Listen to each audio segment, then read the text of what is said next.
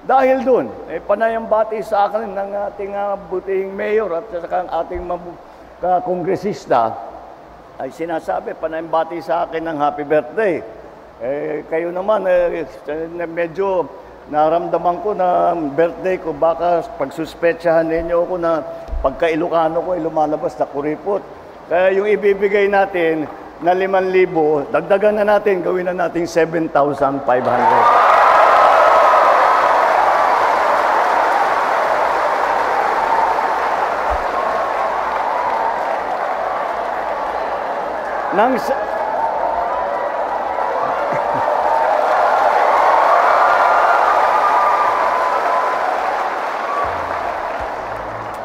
Kaya para naman, masabayan ko kayo. Pagka happy birthday ang bati nyo sa akin, ako rin, makakapagbati ako sa inyo. Happy birthday din sa inyong lahat. Maraming salamat.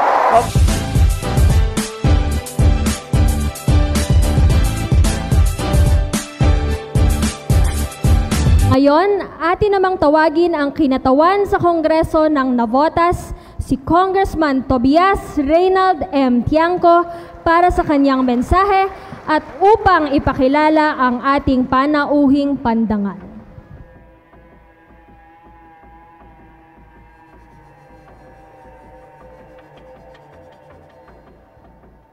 Isang magandang umaga po.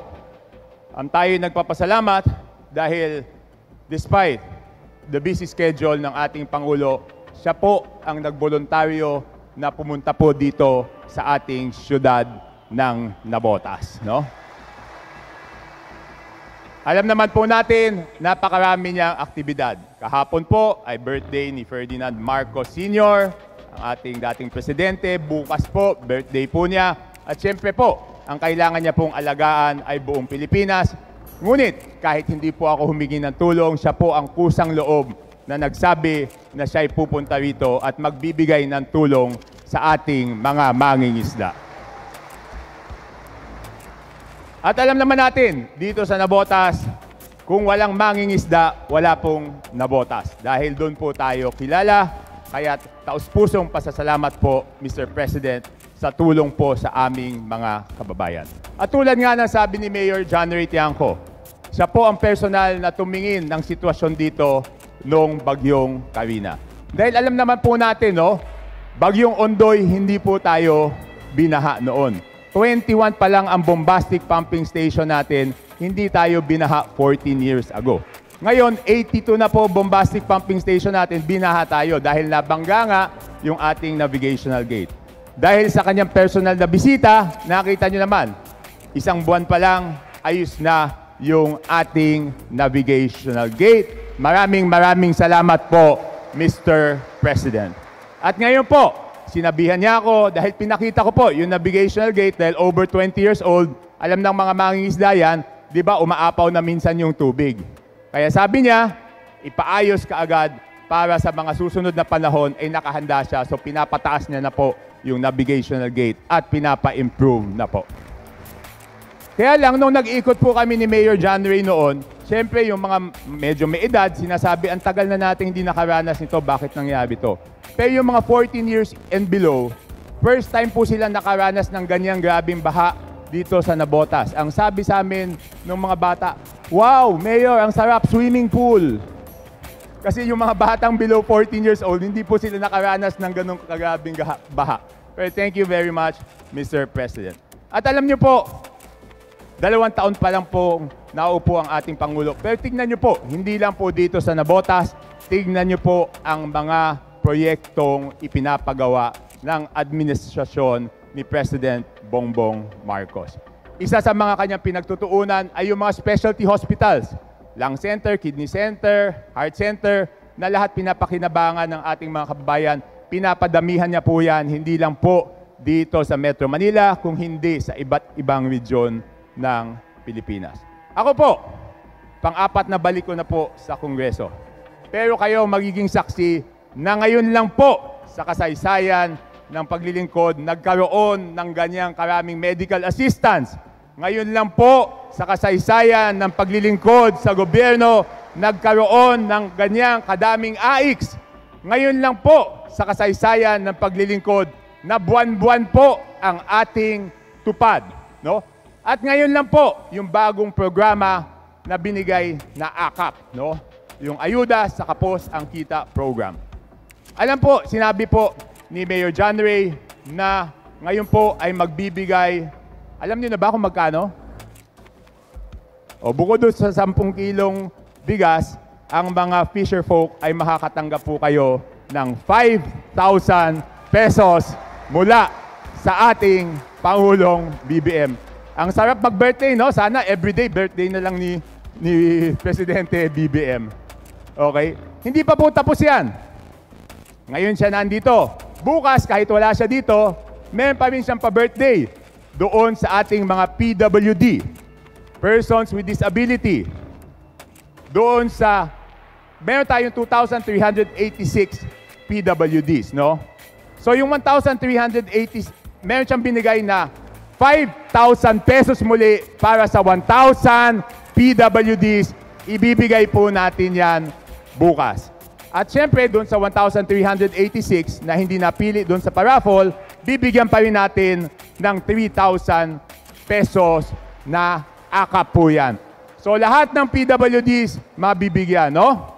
So maraming salamat sa inyong pa-birthday sa amin, Mr. President. At dahil po dyan, ikinararangal ko pong ipakilala, mga kababayan, ang Pangulo ng Republika ng Pilipinas, His Excellency Ferdinand R. Marcos Jr.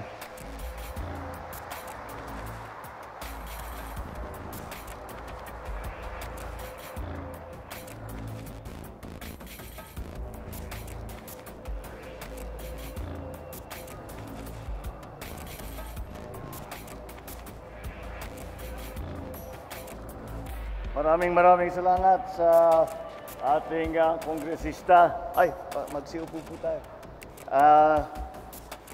Lone District Representative, si Toby Chanco, Congressman Toby Chanco, ng ating butihing alkalde ng Navotas City, Mayor John Ray Tiangco. Nandito ngayon, sinama ko na yung aking anak, nandito si Vincent, at para makita niya, maintindihan niya na ang kalagayan talaga ng ating mga kapwa Pilipino. Dahil para maintindihan nila, maintindihan niya, maisapuso niya kung ano yung kalagayan ng ating mga kababayan at anong pangangailangan. Kaya sinama ko na rin para habang maaga ay matuto na. Ang aking mga kasamahan sa pamahalaan at ang pinakamahalaga, nandito ngayon, ang mga benepisyaryo ng ating ibibigay na tulong ngayong araw. Kayo po na ating mga mangingisda dito sa Navotas. Magandang araw po sa inyo lahat. Bukod sa matinding pag-ulan at pagbahang dulot ng sama ng panahon nitong huling bahagi ng Hulyo, nagising tayo sa balita na may ilang barko na lumubog sa karagatan ng Bataan. Hindi lang basta karagatan ang naapektuhan, kundi lalo na ang kabuhayan ng libo-libong mangingisda at ang inyong mga pamilya. Ngunit sa halip na panghinaan ng loob, ang pamahalaan ay agarang kumilos. Mula sa pagbibigay ng tulong sa mga apektadong pamilya, hanggang sa pagtugon, sa pagtagas ng langis, sa pagtutulungan ng ating mga ahensya. Naselyuhan na ng balbula ng MTKR Terranova at nakolekta na ang kulang sa 1,400,000 litro ng langis mula sa ika-19 na Agosto hanggang sa ika-10 nitong buwan na ito na Setyembre. Sa kabila ng mga unos, tulad ng bagyong Enteng, na pansamantalang nagpatigil sa siphoning operation, malapit na natin matapos ang trabahong ito. Sa kasalukuyan, ang report sa akin ng Coast Guard at kasama yung mga tumutulong sa atin na yun na nga, mga technical na naghigop talaga ng langis. Ika nila, as of yesterday, ang nahihigop na lang nila, wala nang langis. Kung hindi, tubig na lang ang nakikita. So halos tapos na talaga ang operasyon na yan. Pwede na natin ibalik ang ating mga nahuhuli at ang ating huli ng ating mga mangingisda, pwede na natin ibalik at idala sa ating mga palengke para ipakain sa ating mga pamilya. Sa usapin naman ng investigasyon, tuloy-tuloy ang paghahanap natin ng sagot sa mga katanungan. May kinalaman ba ang barkong ito sa oil smuggling? Bakit ang dalawang barko sa kabila ng walang rehistro ay napatakbo sa ating karagatan? Lahat ito ay iniimbestigahan para tiyakin na papanagutin natin ang mga may sala. Sa gitna ng mga katanungan, may mabuting balita naman tayong hatid.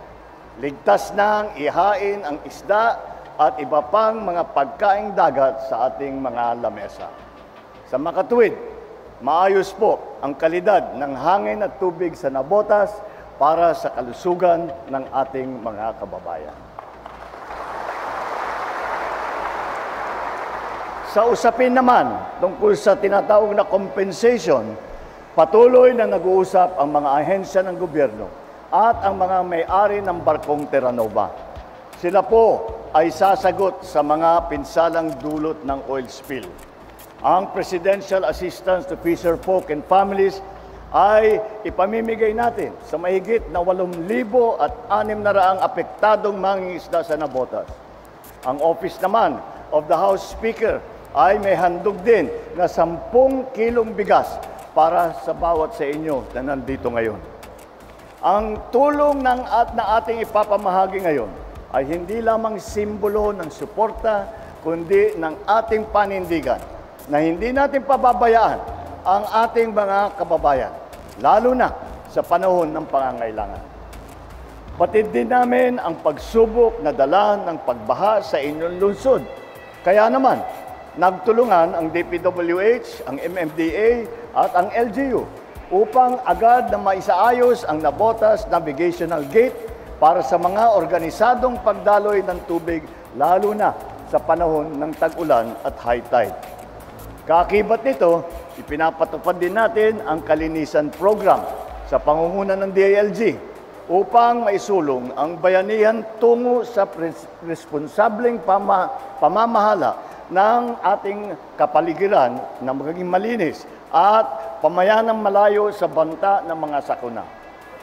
Mahalagang bahagi ng programang ito ang paghikayat sa mga komunidad na magsagawa ng mga solid waste management intervention at cleanup activity na makatutulong upang mapigilan na maharangan ng mga basura ang ating mga flood control structure, ang ating mga bomba na ginagamit na nababara dahil nga nagkalat ang basura.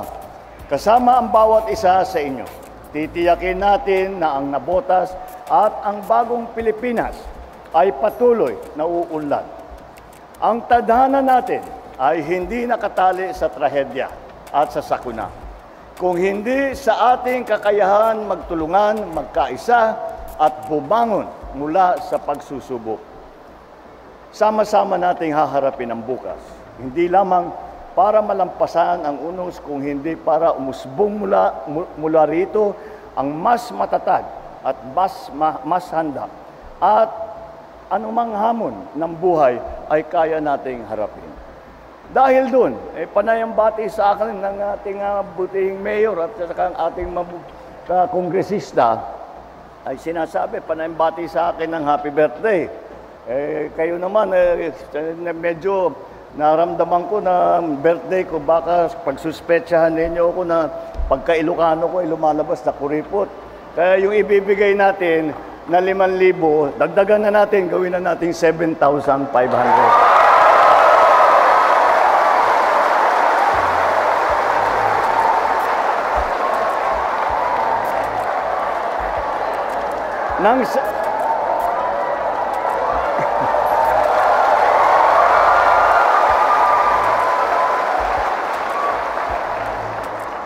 Kaya para naman masabayan ko kayo, pagka happy birthday ang bati nyo sa akin, ako rin, makakapagbati ako sa inyo. Happy birthday din sa inyong lahat.